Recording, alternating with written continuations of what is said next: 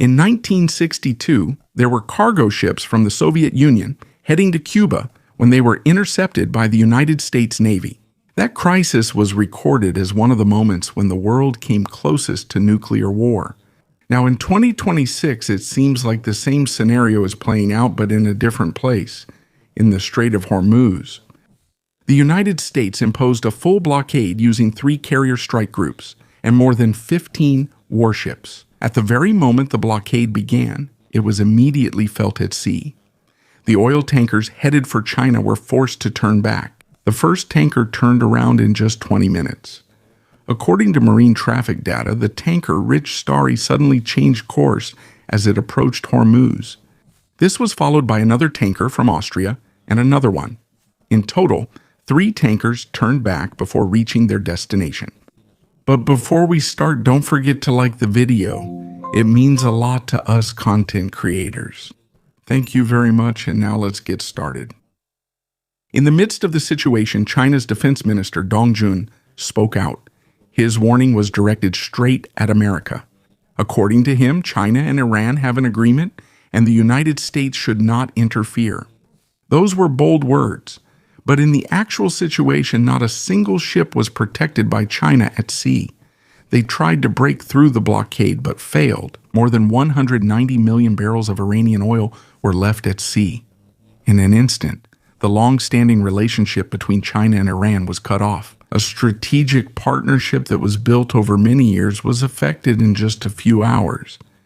Now, an important question arises. Next, will China still back down? Or will it insist on passing through using its own warships? To understand how serious this question is, we need to look at the depth of the relationship between Beijing and Tehran.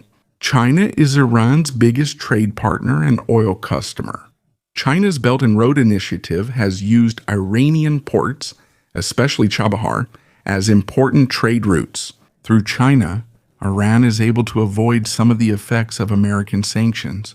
There is even what they call a ghost fleet of tankers that secretly transport oil to refineries in China. In exchange, China provides technology, infrastructure, and diplomatic support to Iran. Over time, the relationship between the two countries deepened, and they became strategic partners. And this is where the United States made its move.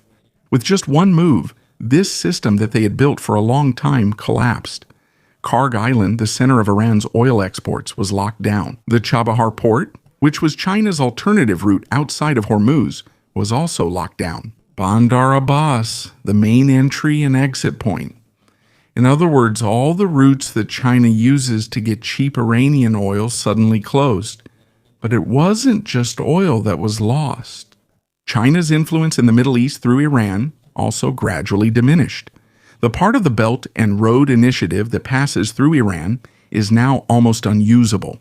Billions of dollars in infrastructure investments were left hanging. Even the diplomatic shield provided by the Shanghai Cooperation Organization seems to have lost its usefulness because the problem is no longer being resolved through dialogue. It is now being dealt with through naval power, and most importantly, China's energy security is directly affected. China imports more than 10 million barrels of oil every day by sea. 40% of this passes through the Strait of Hormuz. If Iranian oil disappears, it can still be managed.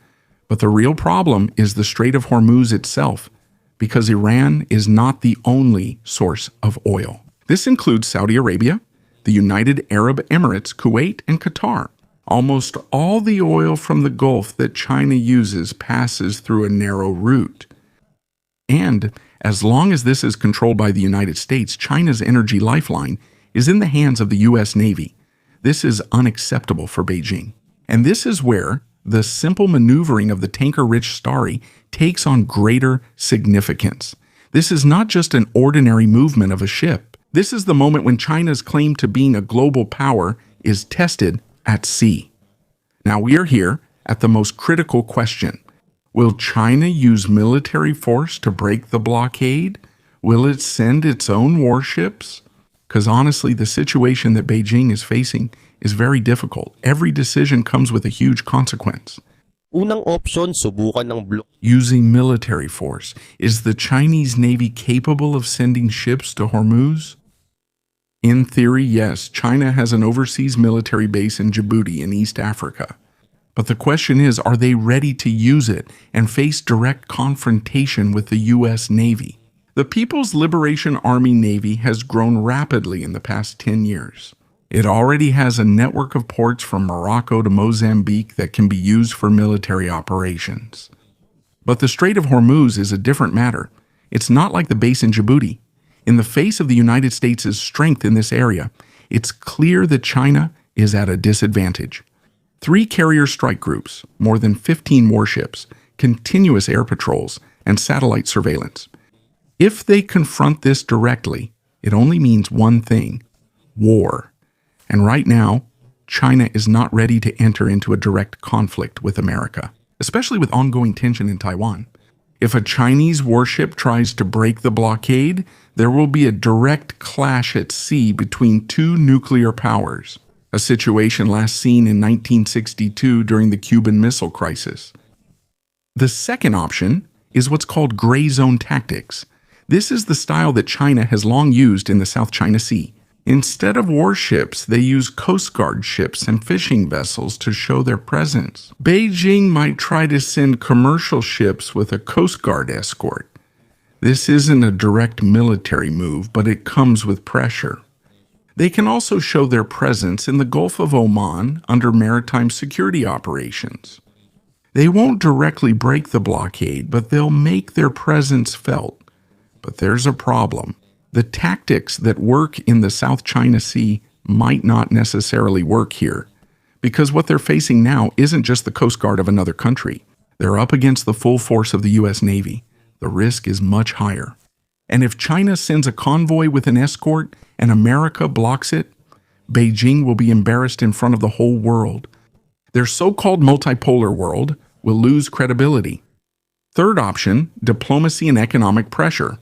China holds veto power in the United Nations Security Council. It can block any resolution that would provide a legal basis for America's blockade. It can also support Iran in building international opposition. And above all, China has the capability to use economic pressure against Washington. It can escalate the trade war, sell U.S. treasuries, and use supply chains as a weapon. But whatever they do, none of these options will immediately open the Strait of Hormuz. Diplomacy is slow, and in the current situation, time is China's most important enemy. Beijing has an estimated 130 days of strategic petroleum reserves. But while the Strait of Hormuz is closed and there's no supply from Iran, the reserves are depleted faster. Every day they are forced to rely on other sources like Russia, countries in Africa, and Latin America. But the prices are higher. The fourth option is to wait and take advantage of the opportunity.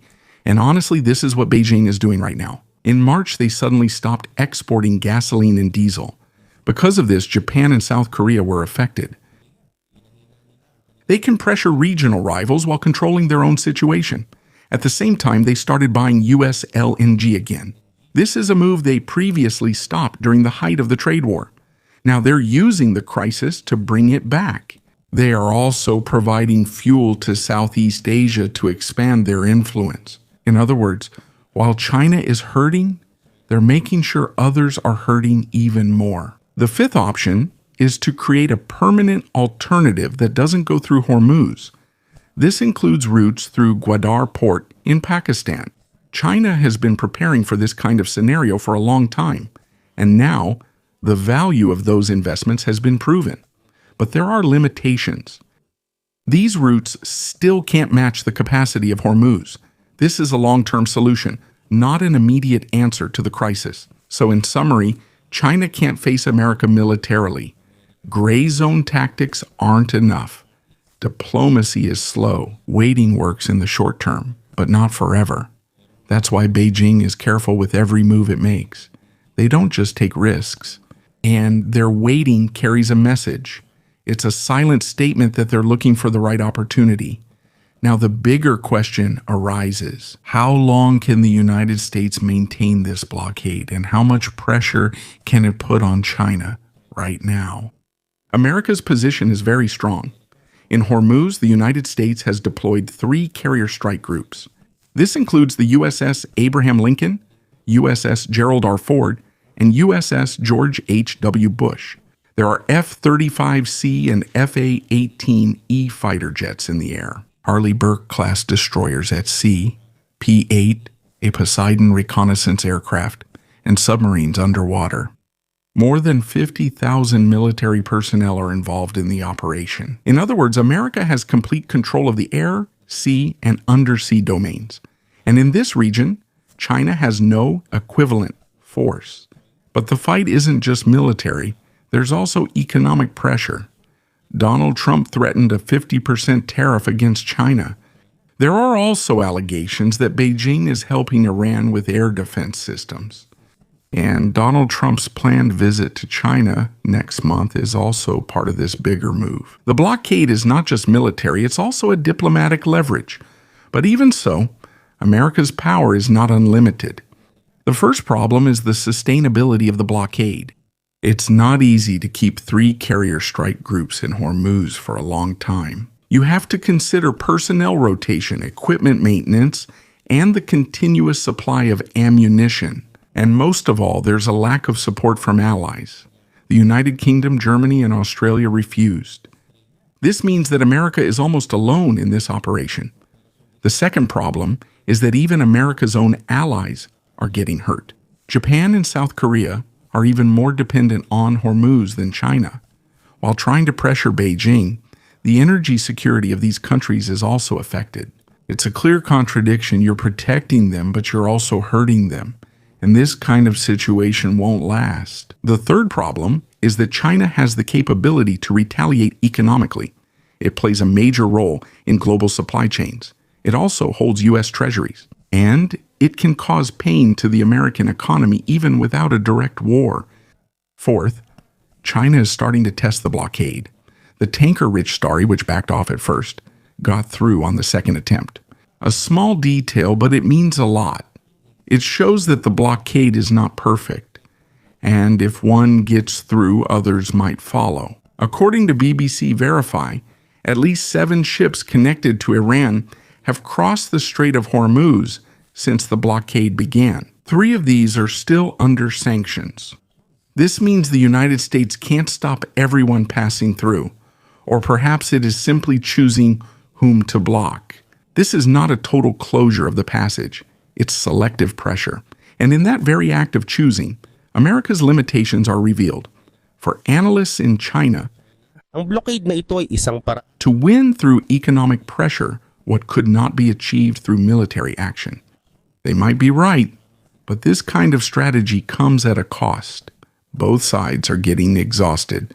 Now we've come to the most important question. The most important question is this. If this deadlock continues, the American blockade persists, China can't break through diplomatically, and their energy needs keep rising, how far will this go? According to a report from Channel 12 Israel, the ceasefire could end very soon. If that happens, military operations will resume and the blockade will become even tighter. With the arrival of the USS George H.W. Bush in the region, America's presence will become even stronger. And as time goes by, China's chances to interfere also get smaller.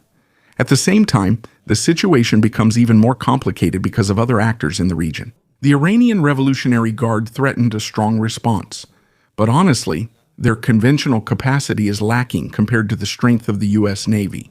Their fast boats and coastal missiles are asymmetric weapons. They have an effect, but it's limited against a force this large. And this is where the situation becomes more dangerous. While Iran is weak at sea, it becomes more aggressive on land. It might retaliate in other ways, through Hezbollah, the Houthis, and militias in Iraq. Meanwhile, Russia is offering diplomatic support, but its ability to intervene militarily is limited. It is preoccupied with its own conflict, so it cannot send enough naval force. At the United Nations, it may condemn the situation, but that's all. There is no concrete military action. And in all of this, China's isolation is becoming even more evident. The gap between Dong Jun's words and what actually happened at sea says something. The statement is strong, but the actions are limited. And that gap could either shrink or grow even bigger in the coming days. Now let's look at the bigger picture. This blockade is not just a simple move. This is about removing Iran's last card. Since the war began, Iran lost its leverage piece by piece. In the first few weeks alone, their air defense already collapsed. More than 100 aircraft from the coalition entered Iran's airspace. They hit the center of Tehran and returned safely. Even the underground depots that were once considered unreachable were penetrated. They were hit using B-2 bombers carrying large bunker busters. Next, their naval power was destroyed. The Bushehr naval base was damaged. Their chain of command was shattered. The headquarters of the Islamic Revolutionary Guard Corps was targeted. Key officials in intelligence and operations were killed. Their proxy network was also weakened. The logistics hub in Maribad was hit, and the supply chain going to Hezbollah and the Houthis was affected. And after all of this, Iran has only one card left: the Strait of Hormuz. For many decades, this has been their strongest threat, a simple threat to close the strait, and it can affect the entire global economy. And when the war started, they did it. The price of oil soared. Europe was affected. There was a fuel crisis and protests from Ireland all the way to France. But now, the United States has changed the game. Instead of letting it remain closed, they are forcing the strait to open. They are clearing the mines, creating a safe passage for global trade while simultaneously shutting down Iran's own ports. Oil can't get out. Supplies can't get in. Revenue is gradually falling. Where Iran once wanted to punish the world by closing the Strait of Hormuz, America's response is the opposite. We will open the passage, but we will lock you in. Iran's own weapon was used against them. The strait is open for everyone except Iran. When it comes to allies, support is divided. Donald Trump knew this from the start. Although he said that other countries would join, so far only the United Arab Emirates and Bahrain have clearly shown support. The United Kingdom, Germany, and Australia declined, and France is still keeping its distance when it comes to the operation. For now, the United States is almost running this operation alone. And this is where the big question begins. How long can they maintain such a large blockade? 2 carrier strike groups, 12 destroyers, reconnaissance aircraft, and submarines. All of these require continuous fuel, ammunition, personnel rotation, and maintenance. This can be done for a few weeks, possibly even for a few months. Sustaining it much longer is almost impossible, so the real question is not just how strong the blockade is, but who will get tired first, America or Iran? For many countries, especially developing nations, the impact is felt immediately. Energy prices are rising. India, South Korea, and Japan have to look for other sources of oil, especially India, as one of the largest oil importers in the world. Before, it could buy cheap Iranian crude, but now it is forced to buy at higher prices. If the blockade lasts longer, there is a serious risk of a global recession. Now, what else can Iran do? In theory, there are still some options. But in the actual situation, almost everything is closed off. They could lay new mines in the sea. But because of America's air superiority and surveillance, this will likely be stopped immediately. They could launch a naval operation, but their naval capability has already been destroyed. The Bushehr naval base was hit. The fast boat fleet is weak and coastal defense is now limited. They can also retaliate by attacking the energy infrastructure of the Gulf states. But if they do this, Saudi Arabia and the United Arab Emirates will completely turn against them. Their isolation in the region will deepen even further. They can also reactivate their proxy forces, but even that has its problems. The Islamic Revolutionary Guard Corps' chain of command has already broken down. The logistics hub in Maribad was hit, and the supply chains have been cut. The peace talks in Pakistan also collapsed, and almost immediately after, the blockade came. The message is clear: return to the negotiating table, or the pressure will intensify even more. And the most important reality is that every day, the blockade is slowly strangling Iran's economy. If Iran's oil revenues reach zero, The effects will follow one after another. The salaries of soldiers, weapons production, funding for proxy forces, all of these are slowly disappearing. And one thing is clear, time is not on Iran's side. With each passing week, they become weaker at the negotiating table. Donald Trump's message is direct. Negotiate or go under completely. And if we look even closer at the situation, there's another thing that's slowly becoming important. Its effect on the very passage of time. It's not just about how long the blockade lasts, but also how it changes the speed of each country's decision-making. Before, there was still time to wait. There was time to observe. But now things are happening faster. The effects hit faster, and the pressure builds faster too. One wrong move can immediately be felt in prices, in supply, and in the decisions of other countries. And because of this, every step becomes more cautious. There's no room for mistakes, because even a small mistake comes with a big price. Now there's another angle that needs attention. The effect on countries that aren't involved but are directly affected. These are the countries that have no ships in the fight, but they feel every move. For them, it doesn't matter who's right. What matters is how they can avoid the impact. They'll look for other suppliers, adjust their budgets, conserve resources. And with every adjustment, they learn something. Little by little, they're changing the way they depend on a single route. And once they get used to this setup, they won't just go back to the old ways. This is the silent effect of the crisis. While the powerful countries are fighting, others have learned to become more independent.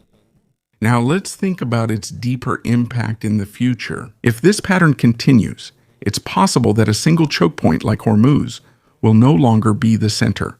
The routes will be divided further. There will be more options, and the world will avoid a single bottleneck. And when that happens, the value of places that used to be controlled will decrease. Not because their importance disappeared, but because there are alternatives now. And in the end, this is one of the biggest changes. It's not just a battle between countries that's happening, but a change in the system. A system that's slowly adjusting so that this kind of situation won't happen again. And when that new system is established, the world might never go back to the way it was, even after the conflict ends. And at the end of it all, a simple truth emerges. A crisis like this isn't just measured by who won the fight, but by what changed afterward. Because sometimes the real impact only comes out when the noise has faded.